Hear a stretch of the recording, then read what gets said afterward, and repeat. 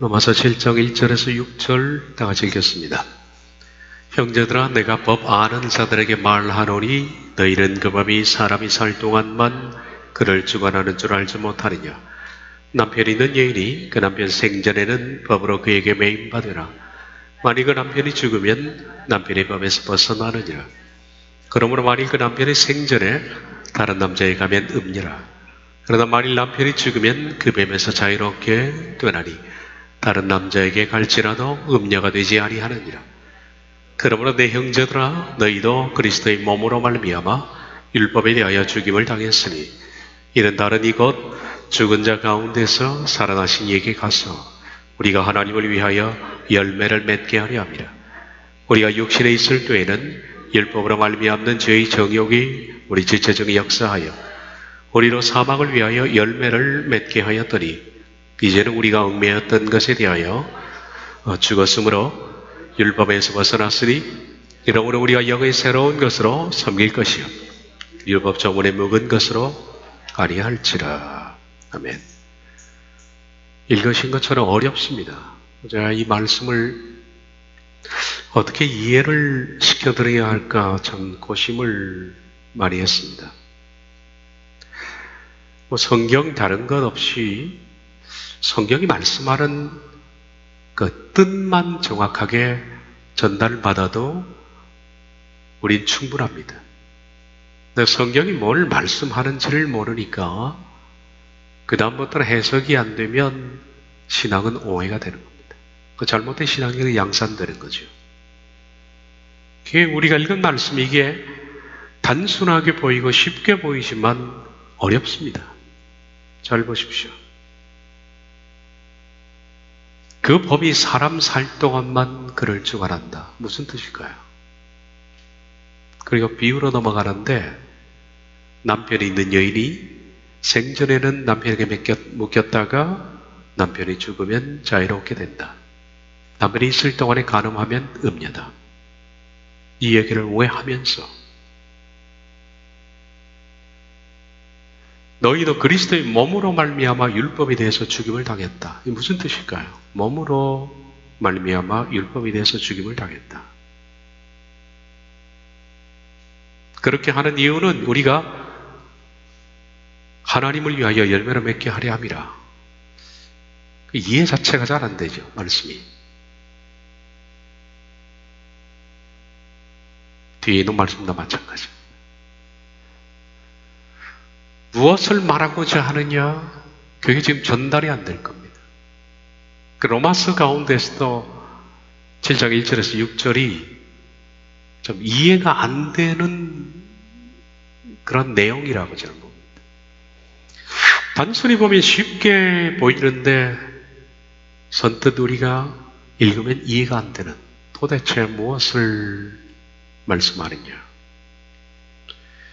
저도 이것을 오늘 해석을 해드리면서 어디서부터 시작을 해야 될지 또 어떻게 이해를 쉽게, 좀 어려운 말씀인데 쉽게 풀어서 설명을 할 수 있을까 좀 고심이 되더라고요. 네, 쉽게 푼다고 했지만은 좀 어렵습니다. 집중해서 잘 들어봅시다. 먼저 지난주 강의를 다시 한번 요약한 다음 시작하겠습니다.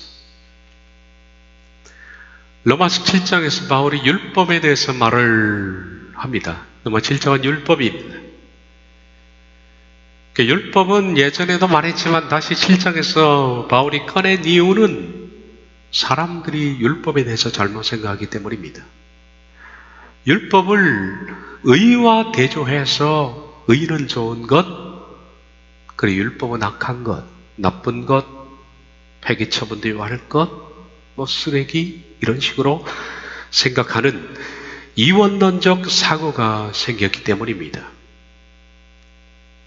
율법은 빛과 대조되는 어둠이 아닙니다. 율법은 부정적인 것, 나쁜 것, 이런 것이 아닙니다. 율법은 선한 겁니다. 부정적으로 율법을 생각하기 때문에 지금 현재 율법 폐지론자가 되는 겁니다. 율법은 폐지되지 않았는데 지금 사람들이 생각이 율법은 폐지된 것으로 생각하지 않습니까? 율법에 대한 부정적인 개념을 갖고 있기 때문입니다. 그 얘기는 좀 이따 발전시켜 보겠습니다. 초대교회는 복음과 함께 율법을 지켜야 한다는 율법 준수자도 있었습니다. 갈라디아서에는 바로 이런 사람들에 대해서 바울이 질책하는 내용이 나오죠. 우리가 그리스도의 복음을 받아들여야 되지만은 율법도 지켜야 한다. 그 율법 준수자입니다. 복음 안에서 율법 준수자. 바울은 이들에 대해서 갈라디아에서 그 부분을 다루는데 신랄하게 비판을 하면서 내용을 전개해 나가는 것이 갈라디아서입니다. 제가 우스갯말로 갈라디아서의 주제를 갈라져라. 뭐를? 율법 준수자와 갈라져라. 그 뜻입니다. 이런 사람도 있지만 정반대로 율법을 나쁜 것으로 폐기된 쓰레기로 생각하는 사람이 생겨났다. 정극단적인 상황이죠. 그들은 초대교회 당시 생겨나기 시작한 율법 폐기론자입니다. 율법 준수론자, 율법 폐기론자. 극단적인 대립입니다. 복음을 잘못 이해한 율법 폐기론자들은 극단적인 자유함 속에 방종의 길을 가고 있었습니다. 율법은 이제 필요 없으니까, 그리스도께서 우리를 이미 구원했으니까 우린 죄를 지어도 천국 간다. 그러므로 자유한 거예요. 자유한 겁니다. 초대교회에 발생한 또 다른 누룩입니다. 그런데 초대교회 이 문제는 오늘까지 이어진다고 그랬습니다. 오늘날에도 이런 누룩에 오염된 사람이 많다. 율법을 지켜야 한다고 주장하는 율법 준수자들이 지금도 있습니다. 메시아낙주 같은 사람들입니다. 율법을 지키지 않으면 그들은 구원에 이르지 못한다. 그래서 그들은 율법을 지켜야 한다라고 말합니다. 그런데 반대로 초대교회처럼 율법은 폐해졌기 때문에 이제 우리가 완전히 관계가 없다 라고 주장하는 율법 폐기론자가 있다.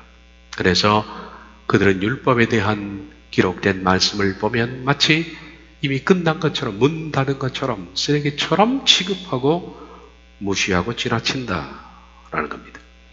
초대교회처럼 지금도 이런 양극단에 있습니다. 이런 양극단 속에서 많은 그리스도인들은 성경을 모르기 때문에 도대체 무슨 말씀이 옳은지, 성경이 율법에 대해서 뭐를 말씀하는지 모르기 때문에 혼란을 겪고 있는 겁니다. 지금도 이런 혼란을 겪고 있는 성도들은 절대 다수다. 말씀이 무엇을 말하는지 정확히 이해하지 못하기 때문이다.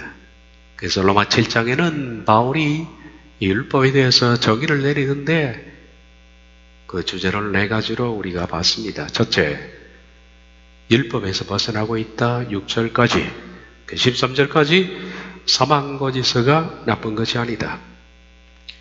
20절까지 내가 나쁜 것이다. 그리고 마지막 25절 율법에서 복음으로 라는 제목을 제가 정한 거지만은 이런 제목으로 로마서 7장은 진행됩니다. 첫 번째, 율법에서 벗어나고 있다.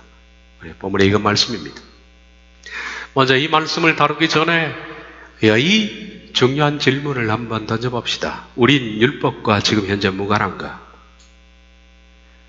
우리들은 율법에서 완전히 벗어났는가?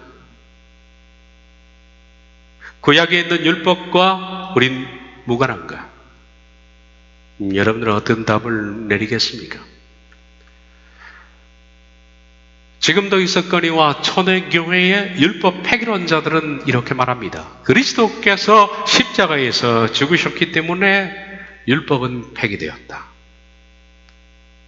그리고 이런 생각을 가지고 있는 사람들도 지금 허다합니다.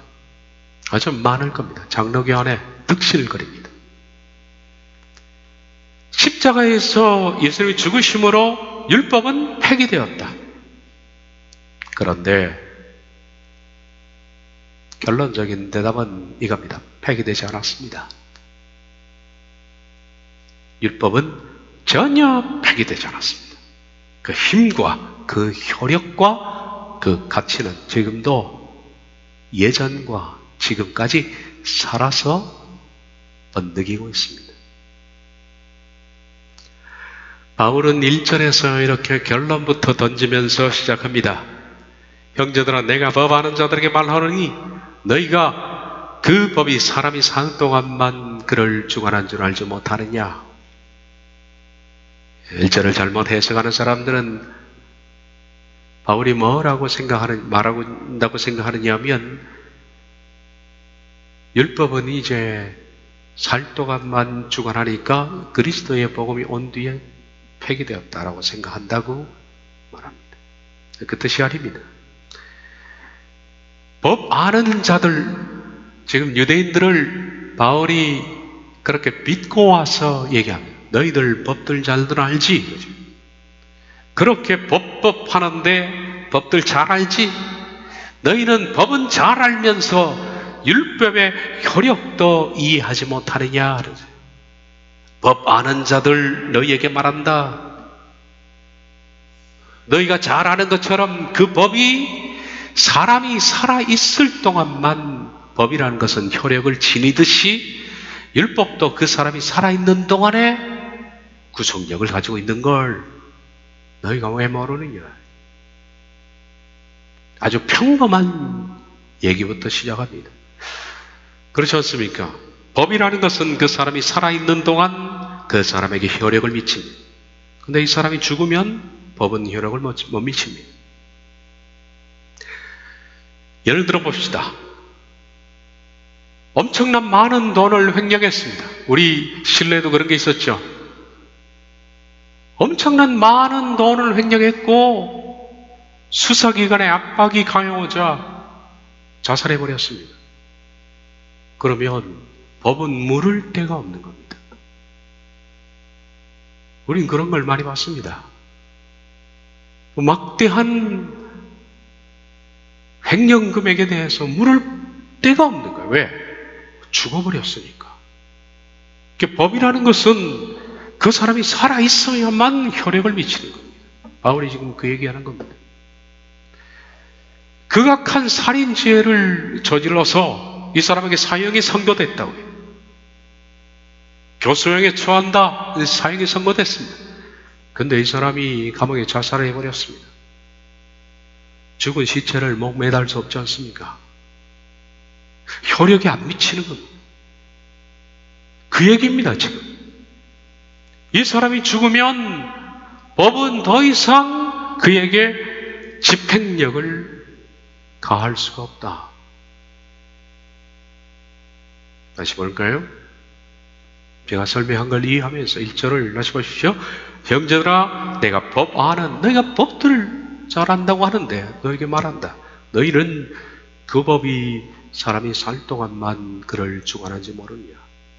그렇습니다. 법은 살아있는 사람에게만 구속력을 지닌다는 얘기입니다.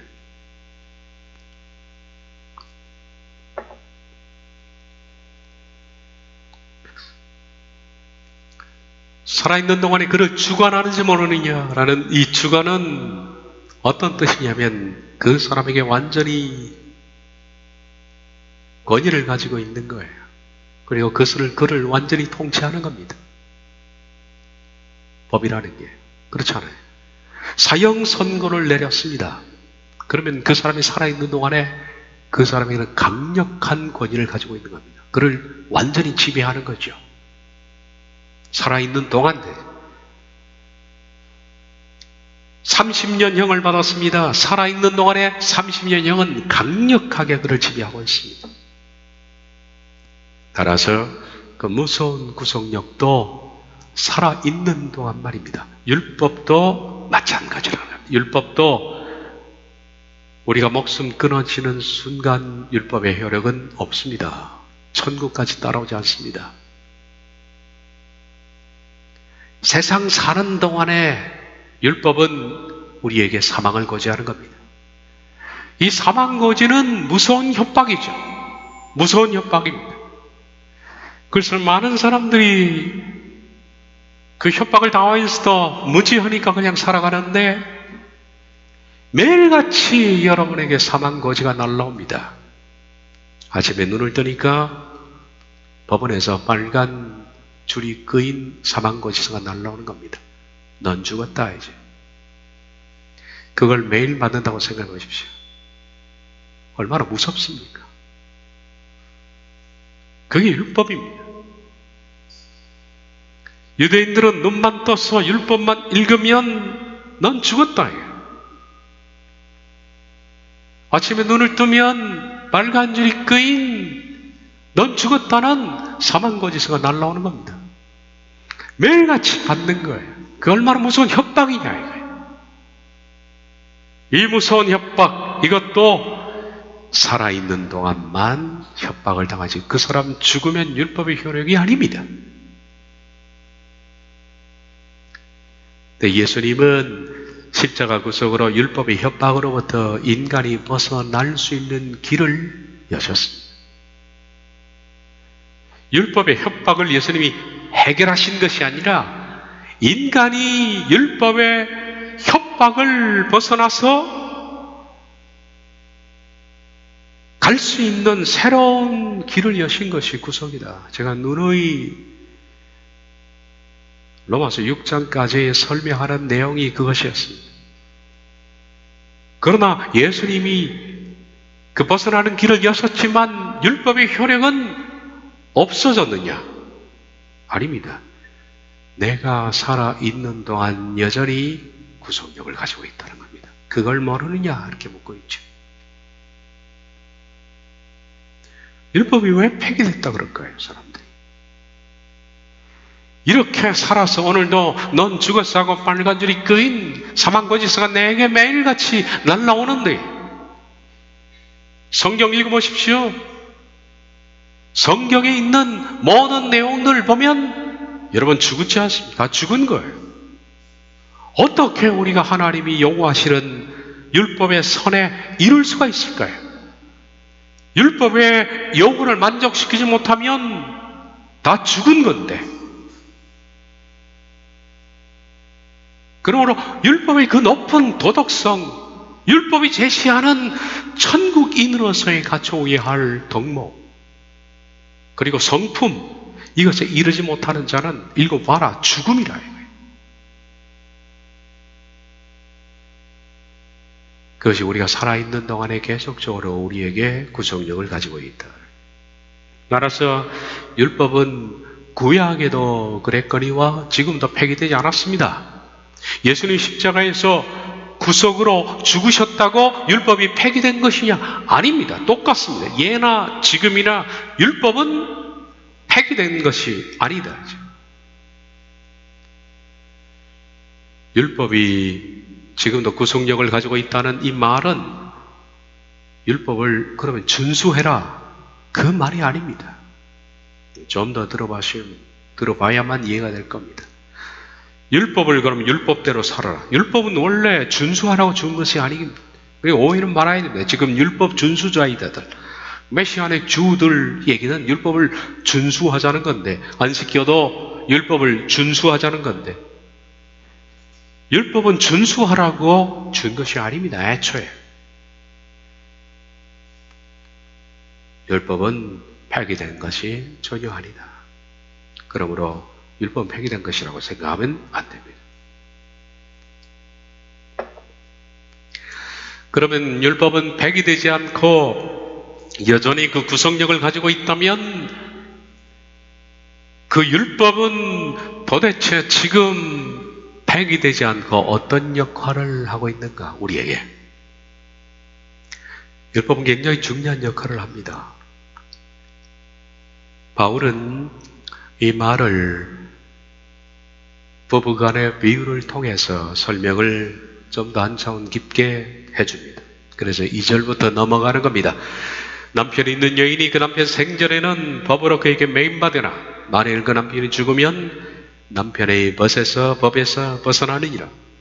그러므로 만일 그 남편의 생전에 다른 여인에게 가면, 남자에게 가면 음녀라.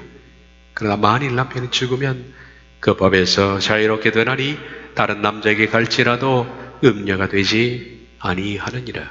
먼저 말씀을 이해하기 위해서 지금식으로 남편 아내를 이해하면 이 말씀 이해가 안 됩니다. 유대 사회의 배경을 가지고서 봐야 합니다. 지금은 남편 생전에 여자가 매입니까? 지금은 아니죠. 지금 오히려 남편이 매이지. 지금은 거꾸로가 됐습니다만은, 유대 사회에는 여성의 지위는 비참합니다. 그때 이 개념을 가지고 다시 들어가야 됩니다. 비참합니다. 그래서 오죽했으면 여성에게는 영혼이 없다. 랍비들의 논쟁 보면 그렇게 나와 있어요. 여자와 아이에게는 영혼이 없다. 영혼은 남자밖에 없다. 그렇게 말하잖아요. 그러니까 수를 셀 때도 남자 수만 세고 여자는 수도 안 나요. 그 당시입니다. 사람 취급을 안 하는 것이. 그러면 여자는 뭐냐? 남편의 아내가 아니라 남편의 재산입니다. 종들이 남편의 그 남자의 재산이었죠. 주인의 재산이었죠. 마찬가지로 아내도 남편의 재산이지 지금처럼 아내의 개념이 아닙니다. 그러니까 그런 사회에서 예수님께서 네 아내를 내 몸처럼 사랑해라. 그리스도께서 교회를 사랑한 그 사랑, 파격적인 겁니다. 완전 대단히 엄청난 파격입니다. 유대 사회는 말씀드린 것처럼 결혼한 여자는 남편의 재산의 일부였다. 그러므로 결혼하는 순간 아내의 모든 권한은 남편에게 귀속됩니다. 그러게 여자는 남편의 종이 됩니다. 종이에요. 마태복음 19장에 그런 게 나오죠. 이혼 논쟁에 대한 말씀이 나오는데 거기 보면 그냥 아내를 내보내려면 이혼 증서 하나 써서 너 가 그러면 끝나는 거예요. 그런데 이혼 사유에 대해서는 그렇습니다. 남편은 아내가 자신을 기쁘게 하지 못할 경우 이혼 증서를 써서 내보내라 그렇게 돼 있다. 그런데 기쁘지 못하게 하는 경우가 이게 무슨 케이스냐? 여기에 대해서는 그 당시 시간에 보면 샴마이 학파와 힐렐 학파가 피터지게 싸웁니다. 이 샴마이라는 랍비는 좀 보수적인 랍비고 힐렐은 오늘로 말하면 자유적인 해석을 하는 랍비입니다. 샴마이 학파는 무슨 불미스러운 일이 발생하거든 그 불미스러운 일을 아내가 간음을 했을 경우 이혼 증서를 써서 내보내라 이렇게 돼 있고 이렇게 말하고 힐렐 학파는 그게 아니라 아주 사소한 일, 예를 들어서 그릇을 좀 깨뜨렸다. 밥을 좀 태웠다. 그러면 이혼 증서를 써서 내보낸다. 이렇게 말해. 이게 힐렐 학파 때문에 이혼 무지하게 했습니다. 이때. 그릇만 깨도 이혼이니까. 예수님의 해석은 좀 달랐죠? 마태복음 19장 마태복음 강해를 들으시면 그거 하나 있을 거예요. 제가 설명한 거예요. 그렇게 해서 그 당시에는 아내가 남편을 기쁘지 못하면 이혼 증서를 써서 아내를 내보낼 수 있습니다. 그런데 아내가 남편을 떠나서 밖으로 나가면 여자는 생계 능력이 없습니다. 지금처럼 돈을 벌 수 있는 방법이 없는 거죠. 이혼 증서를 안 써주면 재혼도 못합니다. 그럼 어떻게 되느냐? 나가는 순간에 굶어 죽는 거예요. 그렇기 때문에 남편의 권위는 무서웠습니다. 무시무시했습니다. 이게 그 당시가. 이 때문에 아내는 이런 사회법 안에서 남편에게 지배당해 있습니다. 그런데 오늘 뭐라고 말했냐면 이런 무서운 지배자 남편도 죽으면 자동 해방이 됩니다. 아내가. 그것이 법적 구속력의 한계입니다. 그 여자가 살아있는 동안만 남편의 지배권은 있지 남편이 죽으면 그 무서운 지배의 구조로부터 자유가 된다. 아까 말했던 그 말과 같죠? 율법이라는 것은 사람이 우리가 목숨이 붙어있는 날 동안까지 율법은 지배력을 가집니다. 그러면 아직도 율법은 우리에게 구속력을 가지고 있습니다. 우리가 죽는 한, 죽지 않는 한, 목숨이 있는 한 율법은 지금도 저와 여러분에게 구속력을 가지고 있습니다. 그 구속력이 뭐냐 하는 문제는 좀 더 들어봐야 되겠습니다만, 남편이 살아있는 동안 만약에 아내가 다른 남자와 간음을 하게 되면 그녀는 그 당시 음녀라는 딱지를 붙어서 전부 돌로 쳐주게 되어 있습니다. 사형이 된다는 거죠. 지극당연합니다. 그런데 남편이 죽은 후에 자동적으로 이혼 증서를 받는 케이스가 되죠. 남편이 죽으면. 그러면 그는 자유인이기 때문에 다른 남자에게 가도 더 이상 무서운 구속력이 미치지 않는다. 왜? 남편이 살아있을 동안만 미치는 거예요. 여기서 물론 남편은 율법을 말합니다. 비유컨대 지금 이 사회의 남편과 아내 사이에 있는 구속력처럼 율법도 우리가 살아있는 동안, 코에 호흡이 있는 동안만 저와 여러분에게 지금도 구속력을 가진다. 그 구속력은 그리스도께서 십자가에서 죽으셨다고 해서 율법의 구속력이 사라진 것이 아니에요. 똑같이 지금도 미치고 있다. 그러니 율법이 폐기되었다는 둥, 반대로 율법을 준수해야 하는 둥, 구속력이 있다라는 것은 율법을 준수하라는 얘기는 아니니까 그런 얘기를 하지 말라. 그건 틀린 말이에요. 메시아의 주도 틀렸고 안식교도 틀렸고 율법에 대해서 전혀 의식하지 않고 살아가는 사람도 틀린 겁니다. 우린 율법을 의식하고 살아가야 됩니다. 그것이 율법이 지니는 효력입니다. 또한 율법은 선한 것이다. 하나님의 선물이다. 그런 율법의 구속력으로부터 그리스도께서 우리를 벗어나게 하시려고 오셨습니다. 그런데 우리 옛 남편인 율법이 우리가 살아있는 한 죽지 않고 우리에게 지배권을 행사합니다. 그리스도께서 구속하러 오셨는데 여전히 율법은 우리가 살아있는 동안 계속적으로 우리에 대해서 구속력을 가지고 있습니다. 왜냐하면 우리 옛사람이 죽었습니까? 안 죽었잖아요. 여전히 우리들은 옛사람을 그대로 가지고 있습니다. 아직도 잘 화내죠? 분노 잘하죠? 잘 싸우죠?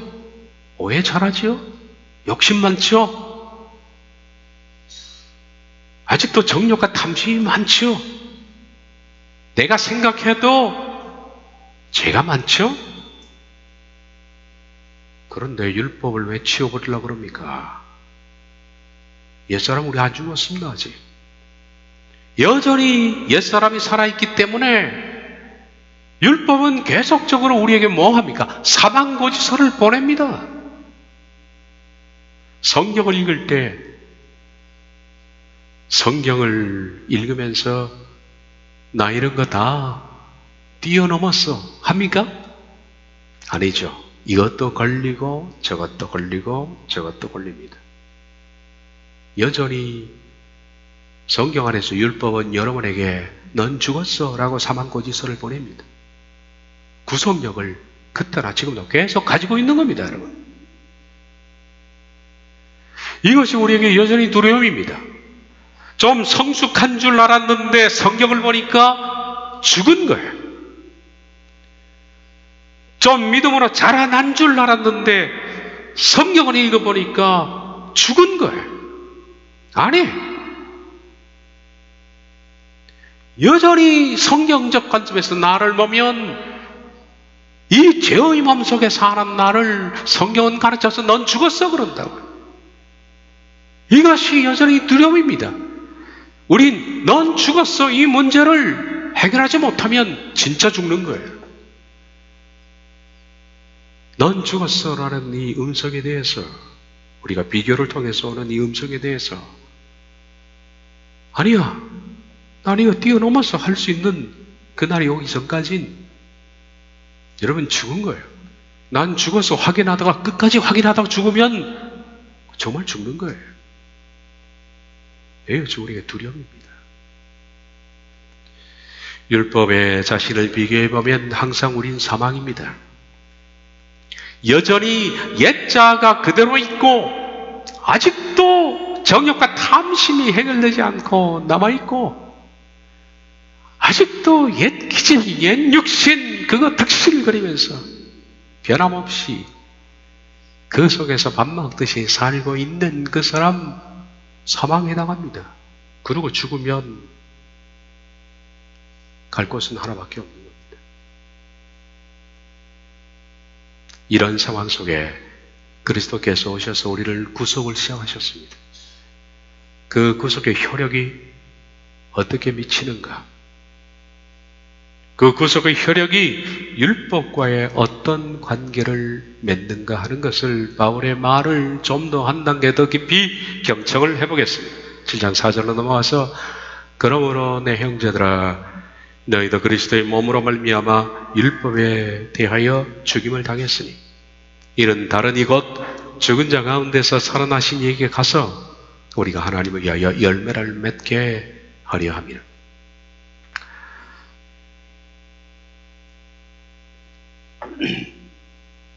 이건 직역을 봐야 합니다.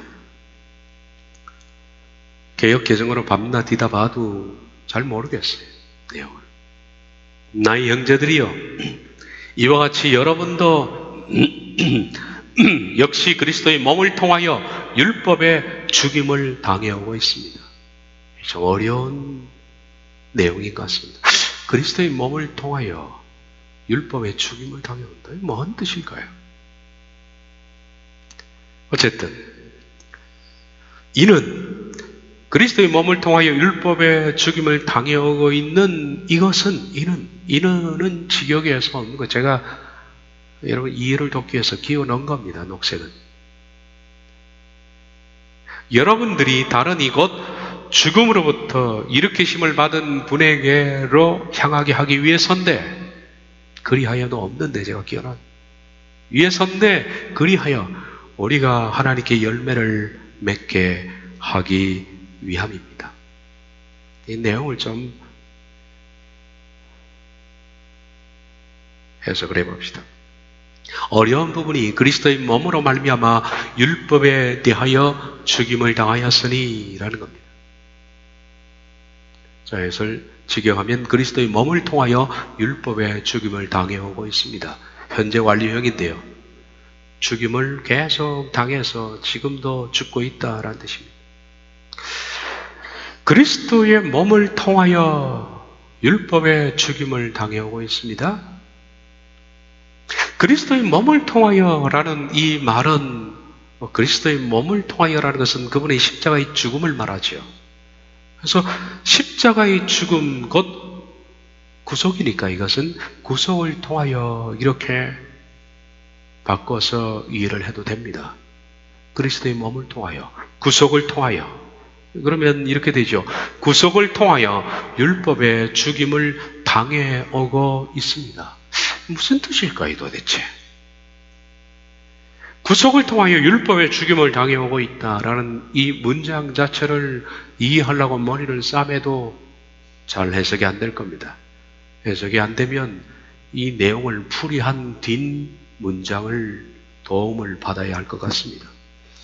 이 애매하고 어려운 뜻을 가진 이 내용은 그 다음 내용이 이걸 풀어서 설명하는 것이기 때문에 그 다음 내용을 읽으면 구속을 통하여 율법의 죽임을 당해오고 있습니다 라는 그 뜻이 이해가 될 듯합니다. 그 다음 내용을 봅시다. 나의 형제들이여, 이와 같이 여러분도 역시 그리스도의 몸을 통하여 율법의 죽임을 당해오고 있습니다. 어려운데 그 다음 내용이 그 내용입니다. 이는 그리스도의 몸을 통하여 율법의 죽임을 당해오고 있는 이것은 해석이 됩니다. 여러분들이 다른 이 곧 죽음으로부터 일으키심을 받은 분에게로 향하게 하기 위해서인데 그리하여 우리가 하나님께 열매를 맺게 하기 위함입니다. 이 뜻이 이렇게 설명이 된 겁니다. 그러면 그리스도의 몸을 통하여 율법의 죽임을 당해오고 있는 것이라는 것은 우리가 죽음으로부터 일으키심을 받은 분 예수님입니다. 예수님에게 그리스도께 향하도록 하기 위한 것이다. 무엇이? 율법이라는 것이 우리를 그리스도를 향하게 한다. 율법이 없으면 우리가 그리스도를 향하지 않는 거예요. 근데 율법은 그리스도를 향하게 하는 거예요. 율법 때문에.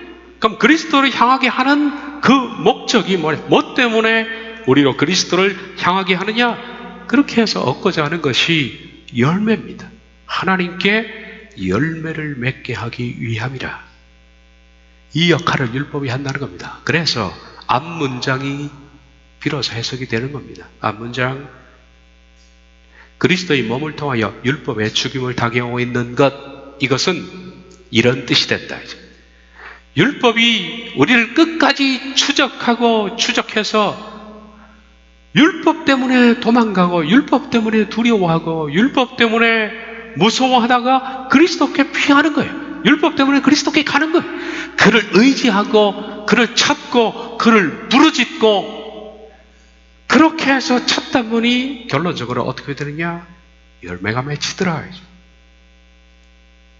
그래서 열매가 맺히는 겁니다. 이 역할을 뭐가 하느냐? 율법이 한다. 그래서 그리스도의 몸을 통하여 율법의 죽임을 당하고 있는 것이란 뜻이 그 뜻입니다. 이 율법 사망고지서는 우리가 살아있는 동안에 계속적으로 구속력을 가지고 우리를 추적합니다.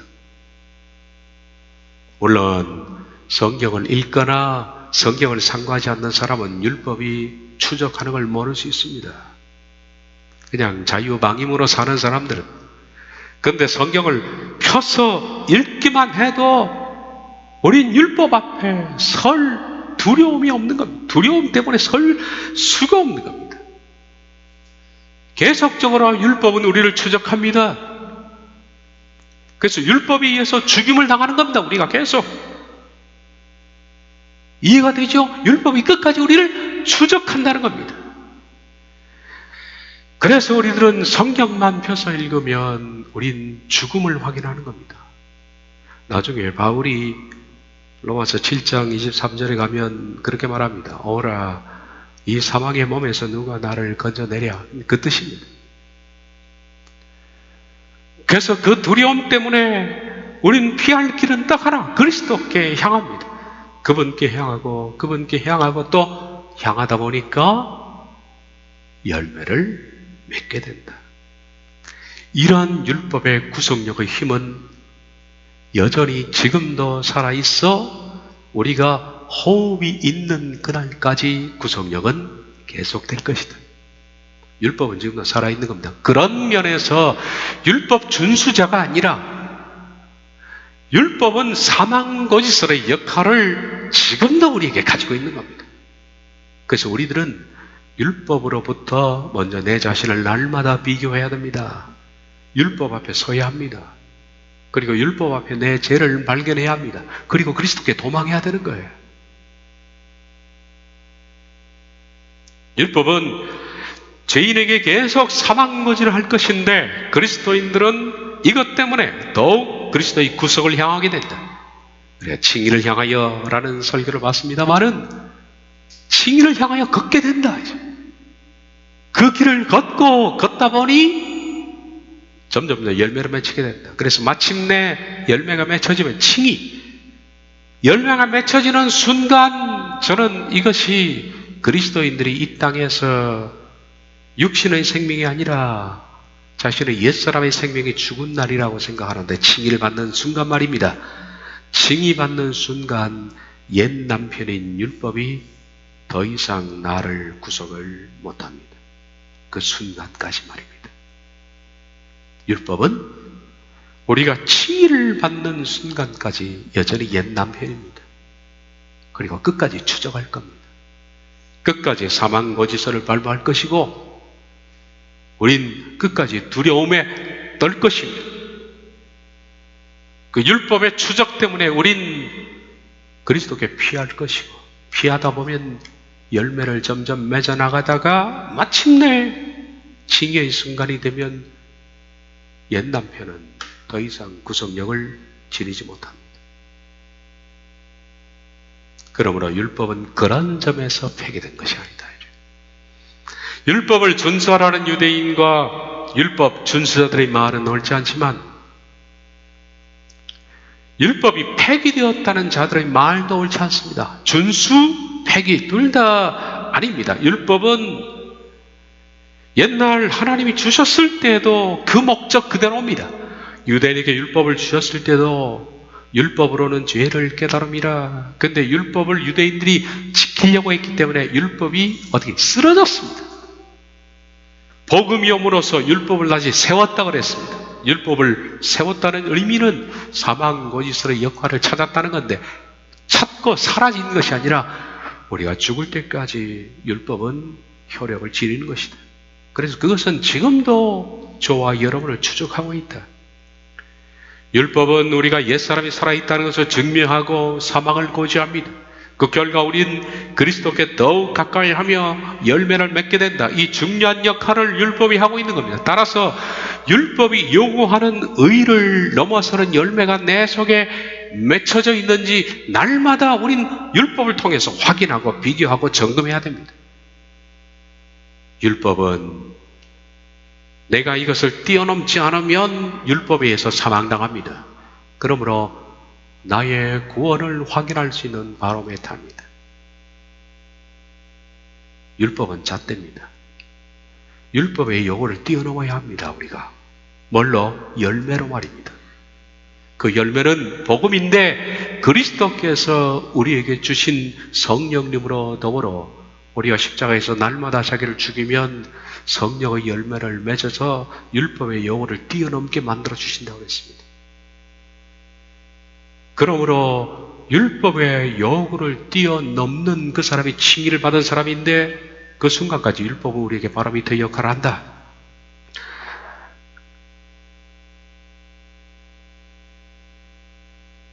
로마서 7장 5절 6절을 보면 우리가 육신에 있을 때에는 율법으로 말미암는 죄의 정욕이 우리 지체 중에 역사하여 우리로 사망을 위하여 열매를 맺게 하였더니 이제는 우리가 얽매였던 것에 대하여 죽었으므로 율법에서 벗어났으니 이러므로 영의 새로운 것으로 섬길 것이요 율법 저물에 묵은 것으로 아니할지니라. 우리가 육신에 있었을 때에는 율법으로 말미암는 원래 율법을 통한 죄의 정욕이 우리 지체 중에서 역사하여 우리로 사망을 향하여 열매를 맺게 하였더니 율법이 있는 동안에 율법은 우리를 사망을 향해서 열매를 맺게 한다. 과거 그리스도의 구속이 없었을 때 우린 율법의 구속력 아래 있었다는 얘기입니다. 그래서 죄의 정욕이 일어나 죄를 짓고 살게 됨으로써 율법의 기준에 해당되는 사망의 열매를 맺어왔다. 이제. 그런데 이제는 우리가 얽매였던 것에 대하여 죽었으므로 현재 완료역입니다. 죽어가고 있는 중이므로 이제는 율법에 대하여 우린 그리스도께 자꾸 피신하잖아요. 그 옛자가 죽잖아요. 죽어가고 있는 중입니다. 죽어가고 있으므로 완전히 죽으면 옛자가 완전히 죽으면 율법으로부터 우린 자유합니다. 그래서 죽어가고 있는 죽음으로 율법에서 벗어났으니 율법이 점점 무효화되어 오고 있으니 현재 완료해요. 이러므로 우리가 영의 새로운 것으로 섬길 것이요 율법의 조문에 묵은 것으로 아니할지라. 여기 영보다 성령님으로 해석하는 것이 더 낫습니다. 이러므로 우리가 성령님의 새로운 것으로 섬길 것이요 율법 조문에 묵은 것으로 아니할 것이니라. 지금 이런 상황이 진행 중입니다. 과거 구속력을 가졌던 율법에 대해서 우린 죽어가고 있는 중이며 지금 벗어나고 있는 중입니다. 따라서 더욱 율법의 역으로부터 도망쳐서 벗어나기 위해서 영의 새로운 것으로 섬길 것이요 성령의 새로움 속에서 섬긴다는 것은 노예가 된다는 뜻인데 직역하면 우린 성령의 새로움 속에서 노예가 되라, 성령의 노예가 되라 라는 얘기입니다. 우린 율법에서 완전히 벗어나는 것이 아니라 벗어나고 있는 중입니다. 그리스도의 구속은 의로 여기심이죠. 우린 벗어나기 시작했고 우리가 끊임없이 율법의 추종을 받으면서 그리스도의 구속을 향하여 칭의를 향하여 마침내 열매를 맺게 될 것이고 칭의가 되면 더 이상 우리를 추적했던 옛 남편 율법은 추적하지 않습니다. 왜? 그가 죽었으니까. 그러면 옛 남편이 죽으면 자동적으로 그는 이혼 증서를 받은 거예요. 그러면 다른 남자에게 갈지라도 죄가 되지 않는 겁니다. 왜? 자유의 몸이니까. 자유의 몸이니까. 갈라디아서 5장 19절 23절을 보면 육체의 일은 분명하니 자 우리가 율법입니다. 율법상 이런 육체의 열매를 맺고 있으면 여러분은 지금 죽어도 지옥입니다. 비교해 보십시오. 음행, 더러운 것과 호색과 우상숭배와 주술과 원수 맺는 것과 분쟁과 시기와 분냉과 당지는 것과 분열함과 이단과 투기와 술 취함과 방탕함도 그와 같은 것들, 이런 육체의 열매를 맺고 있으면, 맺고 있는 상태에서 죽으면 여러분 지옥입니다. 전에 너희에게 경계한 것이 경계하노니 이런 일을 하는 자들은 하나님의 나라를 유업으로 받지 못할 것이요, 못 받습니다. 그런데 이런 성경이 말하는 사망 고지에 대하여 우리가 그리스도께 계속 피해서 성령으로 새로움을 받는 열매를 맺게 되면 어떻게 될까? 오직 성령의 열매는 사랑과 희락과 화평과 오래 참음과 자비, 양선, 충성, 온유, 절제. 여러분, 이런 열매들은 육체의 일을 뛰어넘어 버립니다. 율법을 뛰어넘습니다. 사랑하면 음행하지 않습니다. 충성하면 음행하지 않습니다. 사랑하면 더러운 것, 호색, 우상숭배, 주술, 원수 맺지 않습니다. 사랑하면 분쟁하지 않습니다. 사랑하면 시기하지 않고 분내지 않고 당짓지 않습니다. 투기하지 않습니다. 사랑하면 율법의 요구를 뛰어넘습니다. 사랑은 율법의 완성이니라.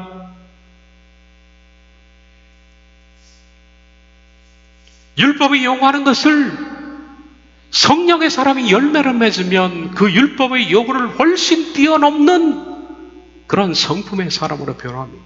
그렇게 되면 어떻게 될까요?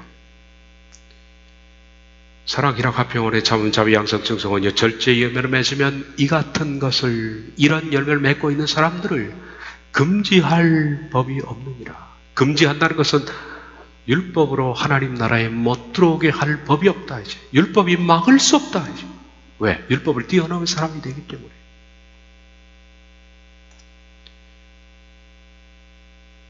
그동안 율법은 우리에게 긍정적인 역할을 합니다. 열매를 맺도록 율법은 도와줍니다. 그러므로 우리 속에 있는 사망 거짓에 해당하는 죄목들을 발견하여 그리스도께 향하게 하는 거룩한 결별을 율법은 돕고 있다 이제. 율법은 소홀한 겁니다. 우리가 열매를 맺어 율법의 요구에서 완전히 벗어나는 그 순간 율법은 옛 남편으로서 완전히 이별할 것인데, 그 순간까지 우리로 하여금 열매를 맺도록 도와주는 역할을 율법은 한다. 그러므로 매일같이 우리는 율법 앞에 서서 나의 옛자의 죽음을, 그리고 내가 사망에 해당하는 사람인 것을 발견해야 합니다. 그래서 바울처럼 오라, 너는 어쩔 수 없는 사람이로다. 이 사망의 몸에서 누가 나를 건져내랴. 그러고서 오늘 이 말씀입니다. 그런즉 우리 주 예수 그리스도께 감사하노니. 율법을 보고 그리스도께 피하지 않습니까? 그 율법이 그 역할을 하는 겁니다. 율법은 사라진 것이 아닙니다. 폐기된 것도 아니고 준수하라고 준 것도 아닙니다. 율법은 사망고지습니다. 그러므로 매일같이 하나님 말씀 앞에 자신을 비추어 내가 얼마나 사망에 처한 사람인지 확인하십시오. 기도하겠습니다.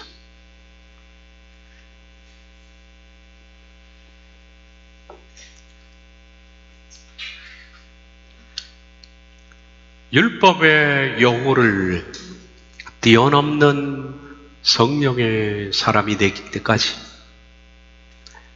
추적해오는 율법 때문에 우린 더 빨리 도망하고 율법을 두려워 피하다 보니 그리스도께 가고 그리스도께 매달리다 보니 하나님의 사람으로 열매를 맺는 율법은 하나님이 우리를 거룩하게 하기 위해서 주신 선물임을 다시 한번 발견하며 오늘도 날마다 말씀 앞에 서서 내 자아를 발견하고 그리스도께 피신합니다. 성령님 우리를 도와주시옵소서. 예수님의 이름으로 기도하옵나이다. 아멘.